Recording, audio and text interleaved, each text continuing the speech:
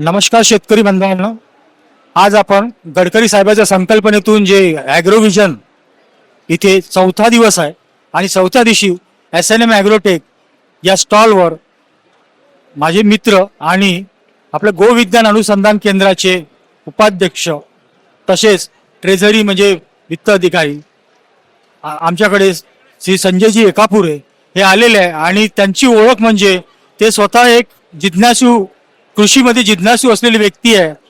व्यवसायाने कॉन्ट्रॅक्टर आहे, सिव्हिलमध्ये वर्क आहे, पण इंटरेस्ट शेतीमध्ये आहे. तर शेतीचा फायदा कृषीचा फायदा त्यांनी गोविज्ञान अनुसंधान केंद्राला कशा प्रकारे दिला आणि काय काय प्रयोग केले हे त्यांचे स्वतःचे अनुभव आज आम्ही शेतकऱ्यांसमोर आणतोय. मी त्यांना विनंती करतो की त्यांनी जे प्रत्यक्षात आलेले अनुभव आहे हे आम्हाला सांगावे आणि शेतकऱ्यांना काही मेसेज द्यावा. आम्ही माननीय सतीशजी मोहोड यांच्यासोबत काम करत असतो. माननीय सतीशजी जे आहे आमच्या गोविज्ञान अनुसंधान केंद्राचे डायरेक्टरी आहे. माझ्याकडे गोविज्ञान अनुसंधान केंद्राची शेती आणि गौशाळेचं प्रमुख काम आहे. आमच्याकडे 850 गायी आहेत आणि आम्हाला जे आहे दररोज कमीत कमी 15,000 रुपयाचा चारा विकत घ्यावा लागत होता. आम्हाला एका दिवशी 5,000 किलो हिरवा चारा विकत घेण्याची आमची वेळ होती.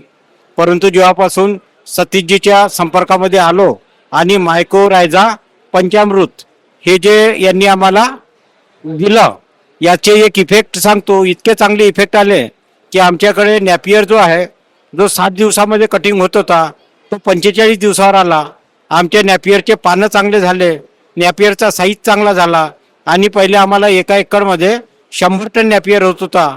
आता तो नॅपियर 200 टन झाला आणि त्याचा एक चांगला फायदा म्हणजे असं झाला तर आमच्या गोविज्ञान अनुसंधान केंद्राचा एका दिवसाचा 15,000 रुपयाचा खर्च जो आहे जो बाजारात आम्हाला लोकांकडून विकत घ्यायला लागत होता तो खर्च कमी झाला. आज आम्हाला फक्त मजुरांचा खर्च आणि शेतीच्या लागवडीचा खर्च येतो आणि उत्पन्न आमचं स्वतःचं होते. तर आज आपण पंचामृत मायक्रोरायझा याच्या उपयोगामुळे कमीत कमी गोविज्ञान अनुसंधान केंद्राचं जे आहे एका दिवशी 10,000 रुपयाचा फायदा झाला. मी सर्व शेतकऱ्यांना आवाहन करतो की आपल्याला नैसर्गिक शेती करणं आहे, त्याच्यामध्ये केमिकल फर्टिलायझरचा उपयोग करायचा नाही.